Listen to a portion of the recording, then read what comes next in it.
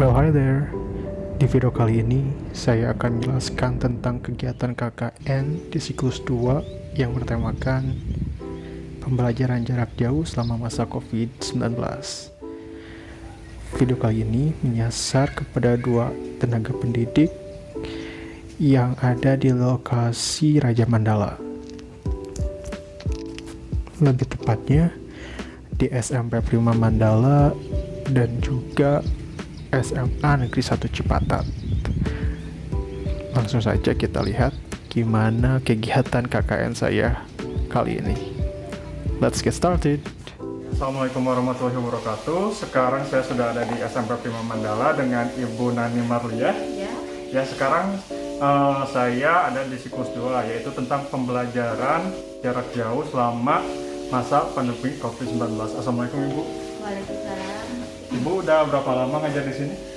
Sekarang udah 2 tahun, mau menuju ke yang 3 tahun. 3 tahun ya Bu? Iya, hampir mau 3 tahun sekarang. Udah lama ya berarti Bu? Lumayan sih, kalau 2 tahun, 3 tahun itu bisa terhitung muda, terhitung baru. Langsung aja ya Bu, karena kita takutnya kelamaan, jadi saya langsung ke pertanyaan. Pertanyaan nomor 1 Bu, menurut Ibu, apa kekurangan dan kelebihan pembelajaran jarak jauh? Kita dari kekurangan dulu ya. Untuk kekurangannya itu, kan nggak semua anak itu punya HP, nggak semua orang tua itu ngerti tentang HP itu. Kadang ada yang anak terkendala dengan tugas, dengan alat komunikasinya sendiri. Jadi tugas yang kita berikan udah secara digaris besarkan, kita disingkatkan itu si tugas tuh, anak jadi makin nggak ngerti karena nggak adanya HP. Karena kadang anak itu ada yang paham dengan apa yang ditugaskan, ada yang nggak paham dengan tugas yang diberikan oleh guru. Jadi kadang ada yang tugas anak yang nyambung, ada yang nggak nyambung gitu. Itu kekurangannya.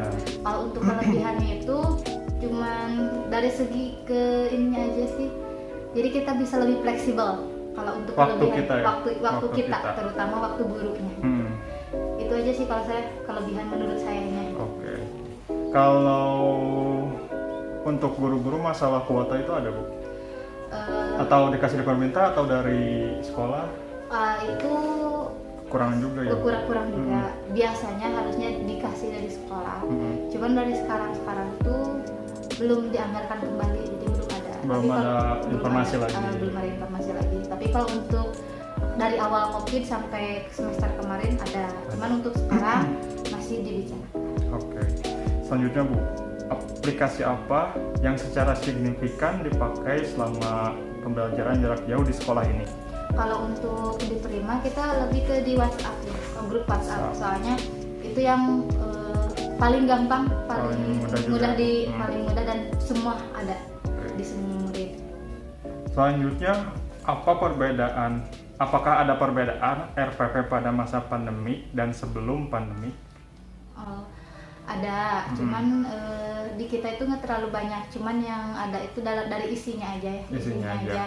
Isi tentang cara penyampaiannya. Kalau yang lain-lainnya masih sama, cuman teknik dan penulisan dalam penyampaiannya yang dibedakan. Oke. Terus kalau perubahan kurikulum ada Bu?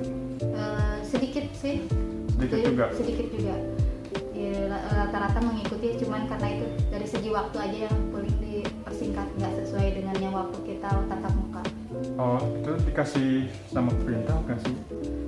Ada harusnya mah. Ada. Cuman yang kita kadang kembali lagi ke sekolahnya masing-masing ya, disesuaikan dengan situasi dan kondisi sekolahnya masing-masing. Terus bagaimana pembelajaran yang Ibu berikan selama pembelajaran jarak jauh? Lebih banyak ke penugasan materi ya. Kan saya biasa di lapangan ya. Kalau PJOK itu kan biasanya lebih banyak praktek.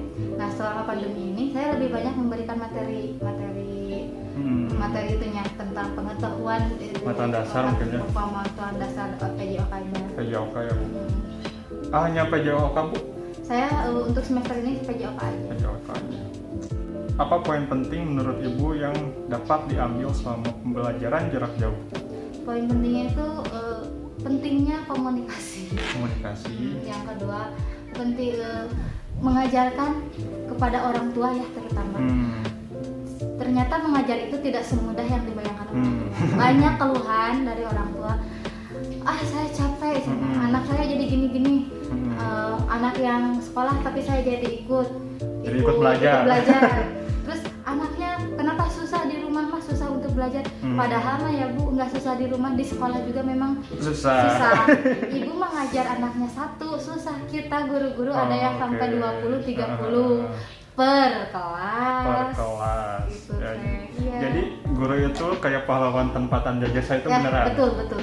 Meskipun memang kadang ada gurunya digaji, maaf ya, gaji guru berapa sih? Dibandingkan dengan uang jajan anak sekolah aja lebih besar, kadang lebih besar uang jajan anak sekolahnya daripada gaji gurunya gitu. Ngomong-ngomong soal gaji nih Bu, beda nggak sih gaji guru swasta dan guru negeri? Nah, kalau misalnya gaji guru sama swasta beda. Gini, kalau negeri otomatis kan itu yang lebih besar, karena apa? Pertama dari muridnya juga lebih banyak. Yang kedua, itu ada PNS, guru PNS, di mana guru PNS itu nggak dibayar dari sekolah. Jadi dia udah nerima gaji dari pemerintah. Jadi uang yang buat guru PNS tuh dikasihkan ke honorer. Kalau yang swasta kadang nggak akan di sini diterima, nggak ada PNS-nya ya, semuanya honorer semua. Otomatis gaji itu ngandelin yang dari bos. Besar kecilnya gaji tergantung dengan banyaknya siswa. Itu pasti beda. Dan itu kadang bedanya bisa nyampe 10 kali lipat nominalnya. Baik. Selanjutnya Bu, apakah pembelajaran daring bisa dikatakan efektif? Kalau saya katakan jauh dari kata efektif. Jauh dari kata efektif. Jauhnya gimana Bu? Kita yang belajar face to face, asli ya, tatap muka, itu kadang kita merasa nggak efektif, kurang maksimal.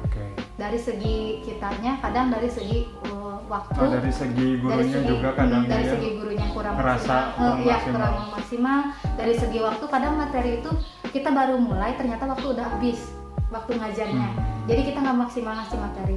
Yang nggak bikin maksimal kalau kita tatap muka aja, kadang anak-anak itu ada yang pengen diulang. Nah sekarang kita daring, itu udah kita jarang menerangkan, anak juga kadang nggak masuk, kadang nggak baca tugas.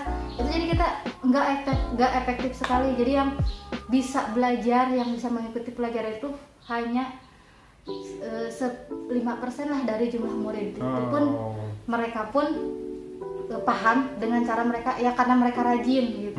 Kalau yang cuma sekadar baca ya yang penting ngerjain, banyaknya gitu. Berarti kesimpulannya ada yang rajin, susahnya ada yang enggak gitu. Selanjutnya Bu, apa ada metode yang cocok digunakan dalam pembelajaran jarak jauh ini? Ada, tapi mungkin harus didukung dengan fasilitas yang bagus juga. Kalau misalnya ya untuk sekarang ya kita memaksimalkan aja yang ada. Oke, selanjutnya Bu, bagaimana sistematika penilaian dalam masa pandemi atau pembelajaran jarak jauh? Apakah ada perbedaan atau enggak? Penilaiannya ada. Kan dulu ya yang saya pakai nih ya biasanya dari saya bikin 100% untuk penilaian. 50% saya ambil dari kehadiran. 30% diambil dari tugas harian. Yang 20% dari ujian. Itu biasanya yang biasa saya gunakan. Yang kalau tatap muka. Nah, kalau sekarang dikasih online, yang saya itu diutamakan itu jumlah kehadiran atau absennya dan tugas masuknya. Kadang tugasnya benar atau bagus atau enggak pun tidak begitu masalah ya. Yang penting anak udah ada niat mau belajar, mau mengerjakan, itu juga udah dapat poin. Soalnya ya dilihat dari kondisi anaknya juga, berarti anaknya biarpun asal-asalan, biarpun ada apa adanya, tapi ada kemauan buat belajar daripada yang nggak pisan gitu. Terakhir Bu, upaya apa yang Ibu lakukan agar tetap menarik minat siswa mungkin untuk belajar? Nah, kalau untuk PJOK saya untuk menarik minatnya itu dengan memberikan video-video.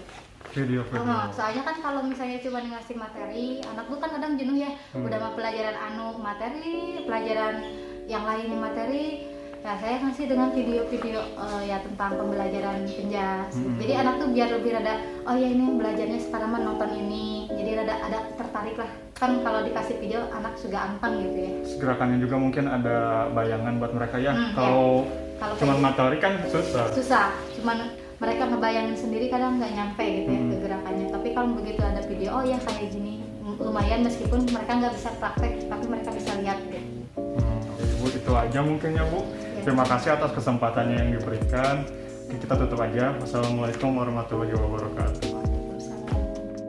Assalamualaikum warahmatullahi wabarakatuh. Sekarang saya sudah bersama narasumber yang kedua, yaitu Bu Asri Nur Intan. Beliau mengajar di Seman 1 Cipatat ya Bu. Oke Bu, kali ini saya mau wawancara tentang pembelajaran jarak jauh di sekolah selama masa COVID-19. Oke, langsung aja Bu ke pertanyaan pertama. Menurut Anda, apa kekurangan dan kelebihan pembelajaran jarak jauh? Ya, kekurangannya dari fasilitas, kalau kelebihannya dari kreativitas. Kreativitas sih. Kalau misalnya kekurangannya apa Bu fasilitasnya? Ya, kayak siswa tuh cuma punya kuota chat, sedangkan dia harus buka GCR. Kalau dari kelebihannya, guru itu bisa berpikir setiap dia menyampaikan pembelajaran, gimana nih caranya biar pembelajarannya lebih kreatif dari sebelumnya gitu. Biar nggak monoton ya Bu? Iya, biar nggak monoton. Selanjutnya, aplikasi apa yang secara signifikan dipakai selama pembelajaran jarak jauh di sekolah Anda? GCR, Google Classroom, dan Telegram. Dan Telegram. Apa perbedaan RPP pada masa pandemi dan sebelumnya? RPP-nya kita nggak ada perbedaan sih sebenarnya, soalnya kan Kurtila sudah pakai RPP yang satu lembar ya, jadi kita pakai RPP yang satu lembar. Dulu kan berlembar-lembar ya, berlembar-lembar 4 pertemuan atau 2 pertemuan, kita pakai satu RPP, satu lembar, satu pertemuan. Oke, pertanyaan selanjutnya, apakah ada perubahan kurikulum di masa pandemi dan sebelum masa pandemi? Nggak ada sih, kita masih pakai Kurtilas. Kurtilas, tapi emang nggak ada perubahan banget ya? Nggak ada, karena perubahan KTSP ke Kurtilas itu sebelum pandemi, sedangkan pertanyaannya kan sesudah pandemi, betul? Ya, jadi sesudah pandemi itu nggak ada perubahan kurikulum, kita masih pakai Kurtilas. Tetap masih masuk jam 7. Itu gimana sekolahnya masing-masing sih. Kalau sekolah saya tetap masuk jam 7, Jadi, keluarnya jam 3. Kebijakan sekolah ya? Iya, kebijakan sekolah. Kalau untuk segi masuk, tapi kalau dari silabus, dari media pembelajaran, dari RPP kita pakai Kurtilas. Oke, selanjutnya Bu, bagaimana pembelajaran yang Ibu berikan selama daring?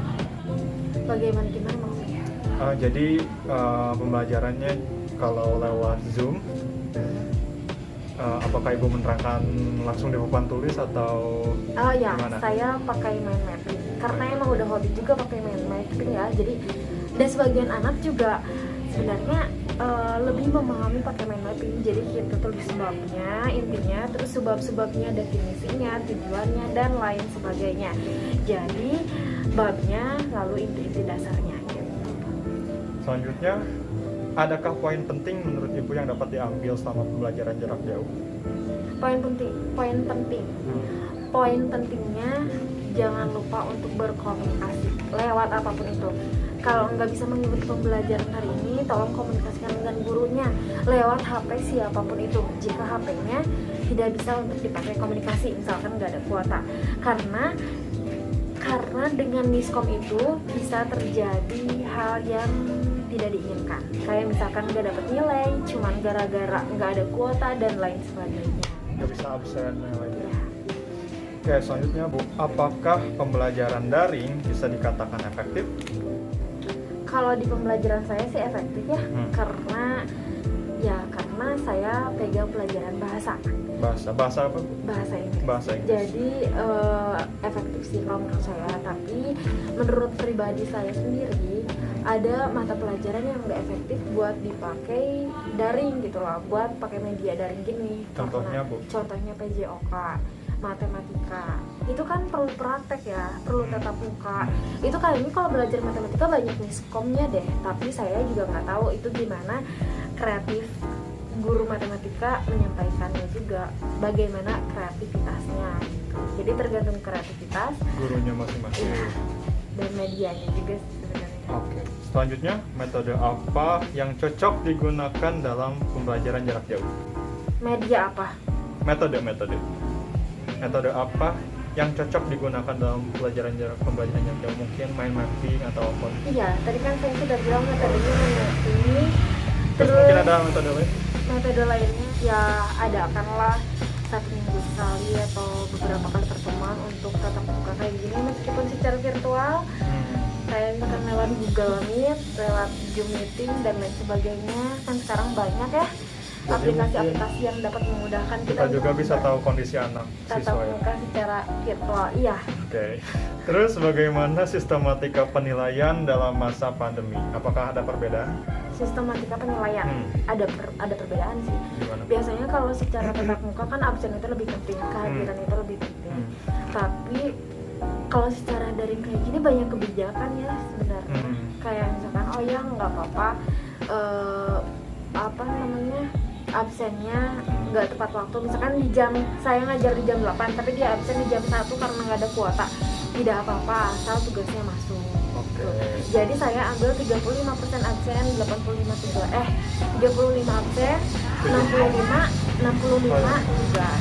Selanjutnya, upaya apa yang Anda lakukan agar tetap menarik minat siswa untuk belajar? Mungkin ada upaya, Bu, supaya nggak bosen gitu. Nah, setiap harinya ya dengan memainkan metode tadi. Jadi metode yang hari pertama nggak sama dengan metode kedua. Jadi sekreatif mungkin membuat metode pembelajaran yang menarik. Dan jangan lupa juga buat tegas ke anak-anaknya ya. Kayak misalkan deadline waktunya jam 9 malam. Ya udah berarti jam 9 malam aja. Jam 9 malam lewat nggak usah diterima lagi gitu. Jadi kalaupun kita lembek sama siswa, nanti siswanya juga bakal kayak gitu terus menerus dan tidak menutup kemungkinan teman-temannya juga bakal ngikutin gitu loh. Sedangkan secara daring kayak gini kan kita butuh kedisiplinan ya, gitu yang paling penting. Menarik sekali ya pembelajaran kita hari ini. Oke, Bu Asri, terima kasih sekali atas partisipasinya. Semoga Ibu lebih sukses dan pandemi ini cepat berakhir. Amin. Amin ya Rabbal alamin. Oke, terima kasih Bu. Kita tutup dengan wassalamualaikum warahmatullahi wabarakatuh. Amin.